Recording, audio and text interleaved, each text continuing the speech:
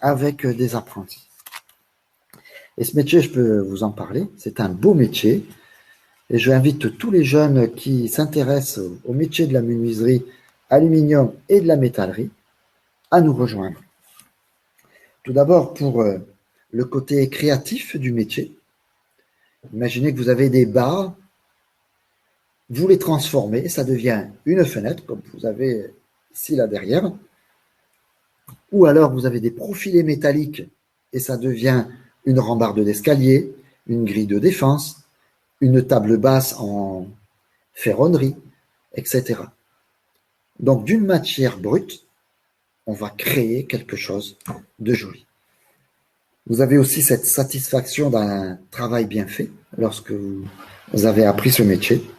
La fierté d'avoir participé à la construction, à l'élaboration de quelque chose, d'un bâtiment, d'une maison, d'une école.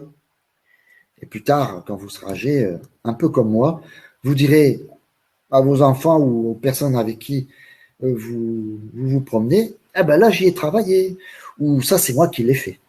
Et ça, c'est la fierté d'un travail bien fait et d'une satisfaction. Alors, bien sûr, c'est par choix qu'on choisit ce métier de menuisier ou de métallier ou de miroitier. Il ne faut pas le choisir par dépit. C'est-à-dire, il n'y a rien d'autre à faire, ben, je vais prendre ça. Il faut aimer. Et pour aimer, il faut apprendre à le connaître. Et pour avoir une base de cette connaissance, c'est pour ça que le CFA vous invite aujourd'hui à nous écouter, mais aussi à poser des questions pour savoir si vous allez choisir ce métier. Alors, je m'adresse tout d'abord à ces jeunes qui ont ce désir d'apprendre, de s'investir dans un de ces métiers du bâtiment. Et je suis prêt, avec mes collaborateurs, avec Monsieur Joseph Difraja, de vous accompagner le temps de votre formation pour que vous puissiez un jour devenir des excellents ouvriers dans le bâtiment. Car le bâtiment recherche justement des ouvriers qualifiés, des gens sérieux, des gens qui s'appliquent et qui peuvent transmettre ce métier avec les règles de l'art, pas voir n'importe quoi, ou ceux qui disent « moi je sais tout faire ». Il faut se spécialiser dans le bâtiment. Et vous avez des métiers bien spécifiques au CFA qui vous apprennent les métiers. Alors tout d'abord, il y a le métier de la métallerie, de la serrurerie. Alors, comme je l'ai dit tout à l'heure, vous avez des barres en métal qui, pour l'instant, n'ont aucune forme. Vous allez les couper, les transformer pour en faire un meuble, un objet d'art, ou alors une menuiserie, quelque chose qui a une fonction, un portail, une rambarde, quelque chose d'utile, de décoratif. Mais cette formation à ce métier va vous permettre aussi d'apprendre à connaître les outils qui vous aident à transformer ces matières premières, mais aussi, dans les règles de l'art, apprendre les normes qui sont en vigueur pour savoir bien travailler. Vous allez apprendre aussi à mettre en place ces ouvrages que vous avez fabriqués. Ça s'appelle la pose de ces ouvrages. Allez sur un chantier, transporter ces ouvrages, les mettre en fixation et pouvoir après faire en sorte qu'ils soient pratiques, utiles et le pourquoi on les a créés. Il y a la menuiserie aluminium et la vitrerie. C'est la même chose. D'une matière première, on va transformer afin de fabriquer une menuiserie, une porte, un mobilier, tout en verre par exemple, des choses décoratives. Et, et cette transformation va permettre que ces objets soient utiles pour des gens qui en ont besoin. Donc vous allez apporter quelque chose à d'autres personnes. Ça va être un partage du savoir-faire, un partage de votre amour du métier. Vous allez apprendre aussi à poser ces menuiseries. Par exemple, un client demande, ah ben sur ma terrasse, j'aimerais bien avoir une menuiserie ou alors une véranda ou alors un brise-soleil. Et là, vous allez passer peut-être de la fabrication à la pose ou simplement poser ces ouvrages. Et à la fin du chantier, vous allez voir la satisfaction des clients. C'est quelque chose qui n'est pas négligeable parce que vous aurez apporté quelque chose, quelque part, un peu de bonheur à ces personnes. Bien sûr, ils vous payent pour le travail que vous avez fait, mais vous avez fait un partage, vous avez apporté quelque chose, vous avez créé. Et cette satisfaction du travail, j'ai envie de le partager avec vous. Comme mon collaborateur, M. Difraja, on désire partager quelque chose avec vous, cet amour du métier et la satisfaction d'un travail bien fait. Alors n'hésitez pas à poser vos questions sur le chat et je me fais un plaisir d'y répondre. Sinon, quelles sont les entreprises dans lesquelles ils peuvent travailler? Quels sont les types d'entreprises à trouver pour entrer en menuiserie aluminium vert? Quelles sont les entreprises pour la métallerie aussi? Est-ce qu'on est plutôt sur la ferronnerie? Est-ce que tu peux en dire un peu plus là-dessus? Alors, les entreprises à cibler, par exemple, pour la métallerie, c'est toutes les entreprises qui s'appellent métallerie, serrurerie, ferronnerie, où l'on transforme ces matières premières pour en faire des ouvrages. Il y a des usines de fabrication. Après, il y a juste des entreprises aussi qui ne font que la pose, c'est-à-dire vont passer commande à un atelier qui fabrique, et vous serez à la fin de cette chaîne, c'est-à-dire à la pose. Et de même pour la menuiserie aluminium, il existe des entreprises de fabrication ou des entreprises qui fabriquent et qui posent, ou alors simplement des artisans qui sont poseurs des ouvrages déjà fabriqués dans d'autres usines. Après, vous pouvez apprendre dans un atelier de transformation du verre ou de miroiterie. Hein, ça s'appelle vitrerie, miroiterie, etc. Il y en a beaucoup sur la Côte d'Azur où l'on fabrique des miroirs, où l'on met du verre dans des menuiseries, où l'on fabrique du vitrage qui va aller dans des portes, dans des fenêtres, dans des façades de murs rideaux, etc. Donc les entreprises à cibler, ce sont les menuiseries aluminium de fabrication ou des poseurs en menuiserie aluminium ou alors en métallerie. Ou alors vous avez aussi directement le miroitier vitrier et qui prépare son verre ou son miroir et qui va le poser sur un chantier. D'autres questions? Sinon, pour toi, quelles sont les qualités requises pour entrer dans ce métier? Quelle est la qualité première? Est-ce qu'on est plutôt sur du travail en équipe? Est-ce que c'est plutôt on travaille individuellement? Et est-ce qu'on est plutôt allé amener vers les clients? D'accord. Alors, les qualités, déjà, c'est un rapport humain qu'on va avoir aussi bien avec l'entreprise pour laquelle on travaille, avec les collègues de travail. Donc, il y a beaucoup de qualités humaines. Il y a le respect humain. Il y a le respect de la personne dans sa nature, dans son rang social. Après, les autres qualités personnelles, c'est d'abord s'appliquer, avoir envie de travailler. Il y a le courage. C'est un travail du bâtiment qui nécessite quand même une certaine énergie. Il faut aussi, par exemple, être précis. Il faut avoir des notions de base de calcul. Il ne faut pas arriver, ça y est, je vais savoir le faire. Il faut avoir un peu des qualités d'enseignement généraux. Il faut s'appliquer à cela. Mais surtout, il faut aimer travailler de ses mains. Parce que c'est la base, les outils, c'est les mains. Hop, par rapport à la caméra, excusez-moi. Et il faut ne pas avoir peur aussi un peu de prendre un peu de poussière, bien que les métiers ne sont pas tellement salissants. Plus peut-être le métier de métallier serrurier. Mais je pense que l'amour de ce métier passe au-dessus du côté un peu où on se salit les mains. C'est bien, on ne peut pas travailler sans se salir les mains, hein, dans n'importe quel métier. Mais surtout, il faut avoir envie. On commence quelque chose, on va jusqu'au bout. Il faut de la ténacité, il faut avoir cette envie d'apprendre. Il faut avoir aussi du respect pour ceux qui nous apprennent ce métier, aussi bien en entreprise, parce que les chefs d'entreprise ou alors les désignés tuteurs de l'apprenti, ou alors même les formateurs comme moi-même et d'autres, il faut manifester du respect. Ce sont quand même des personnes qui vont vous transmettre un savoir. Ils sont en quelque sorte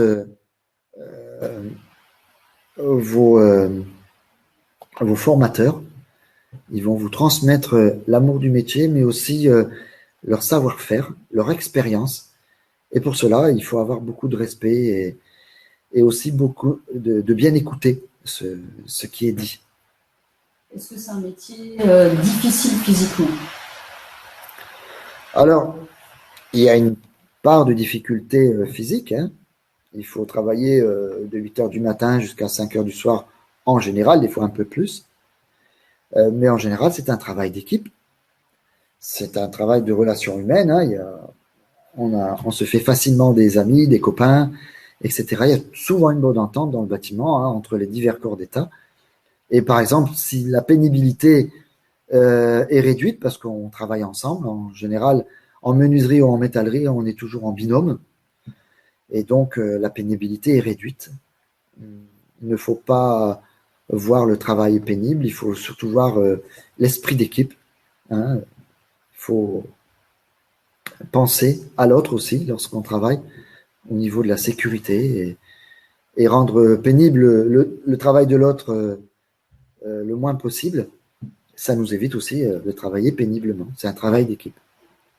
Et après, comme je parlais tout à l'heure en métallerie, de transformer ces barres, la transformation elle se fait de quelle manière? En soudant, en chauffant, Ouais. en chauffant le métal? Est-ce que tu peux en dire un peu plus là-dessus? Voilà. Alors, ces matières premières sont transformées déjà par des machines.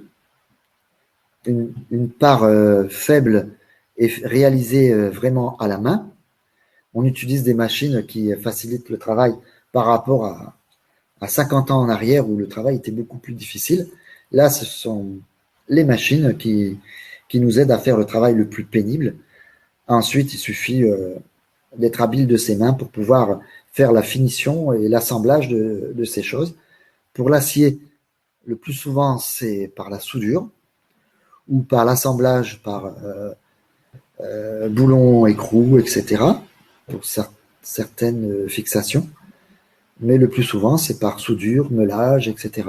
Donc, dans le métier de la métallerie, on apprend à souder avec différents appareils parce que chaque appareil a son utilité et a des fins différentes. Et c'est bien, il y a un dicton qui dit avec le fer, on peut tout faire. On peut réaliser avec des profils métalliques aussi bien une porte, une fenêtre, une rambarde d'escalier, un portail. On peut réaliser avec d'autres profils des tables basses, des ouvrages d'art, des décorations, des marquises. Hein, ce sont une petite avancée métallique avec du verre qui permet de protéger de la pluie des ports d'entrée. Et en général, il y a toujours une belle petite finition tout autour. On apprend à souder, à tordre le fer. Et en transformant ces matières premières, on peut réaliser de très beaux ouvrages. Et c'est cet amour du métier qu'on désire vous apprendre. Pareil pour la menuiserie aluminium. On peut réaliser des très belles vérandas, des très beaux ensembles qui ont une durabilité dans le temps beaucoup plus longue que la menuiserie bois, par exemple. Une menuiserie aluminium, l'avantage par rapport au bois, c'est qu'il n'y a pas besoin de la repeindre. On peut y mettre du vitrage très épais avec une bonne isolation thermique. Et on peut l'avoir de n'importe quelle couleur que l'on désire, suivant des nuanciers. Et c'est un peu l'esprit de la menuiserie moderne à notre époque. Et c'est très, très, très demandé dans les nouvelles constructions. La menuiserie aluminium, la menuiserie PVC.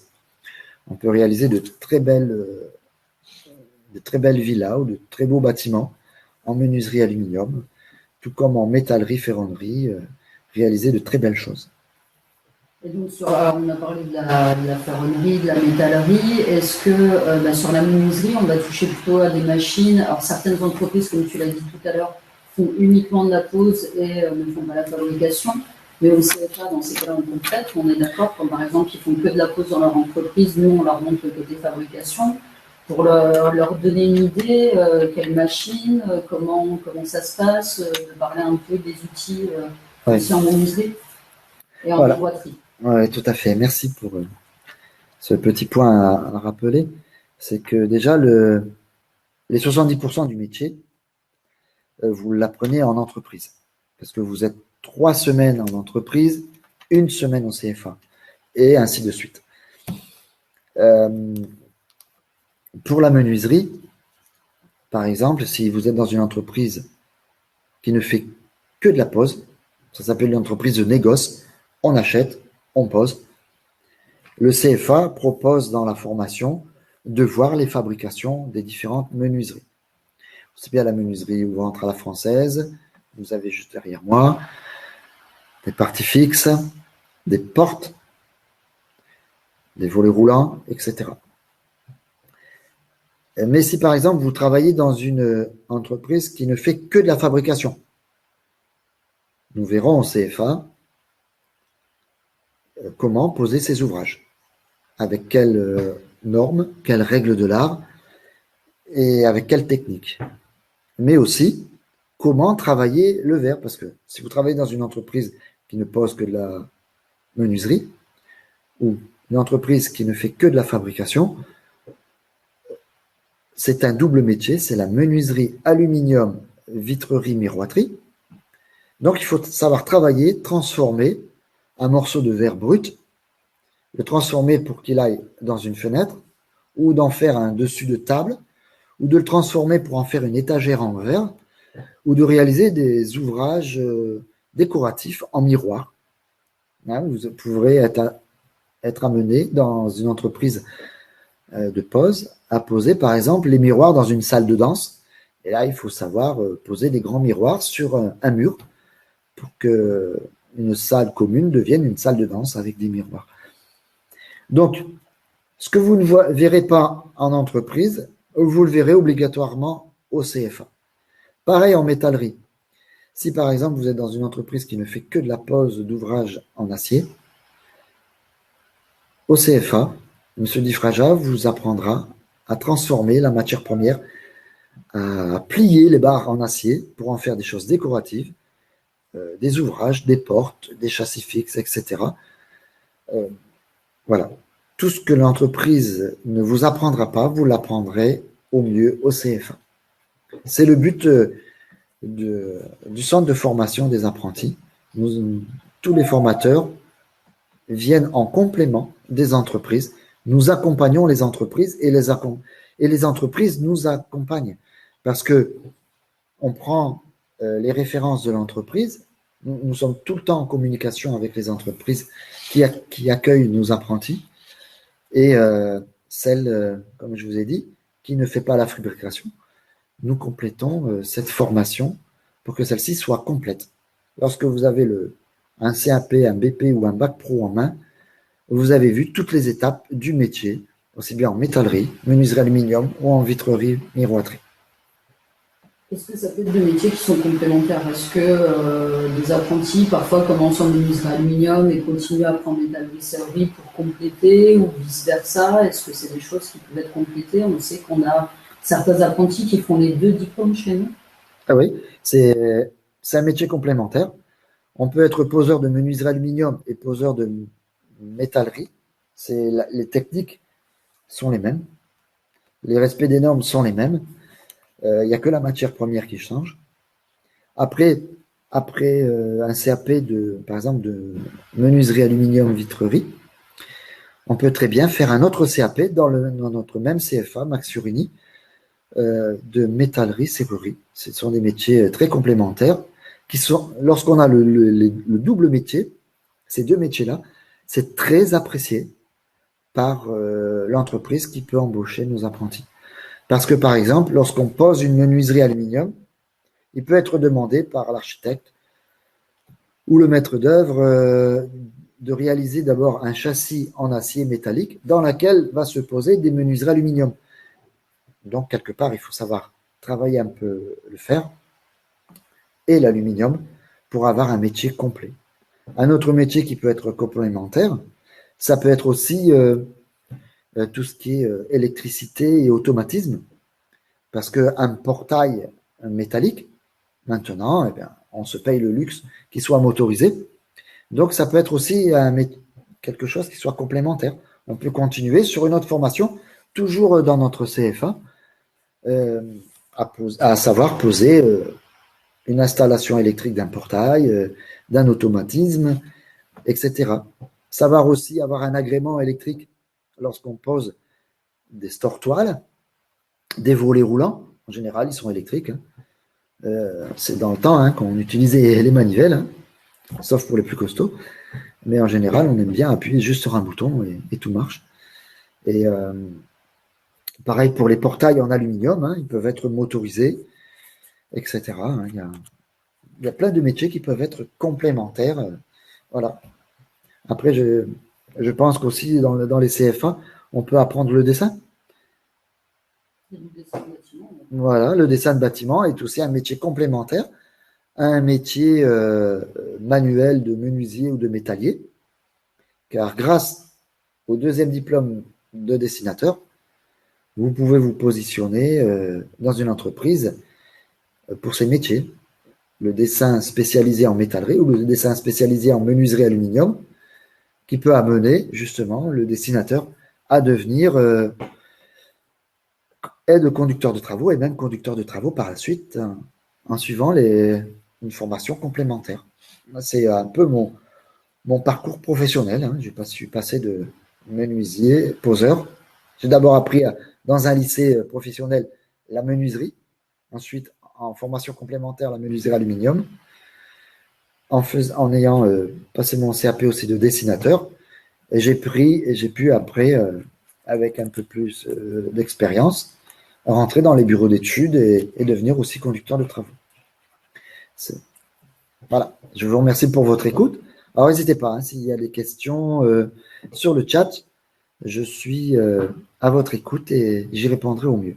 Merci.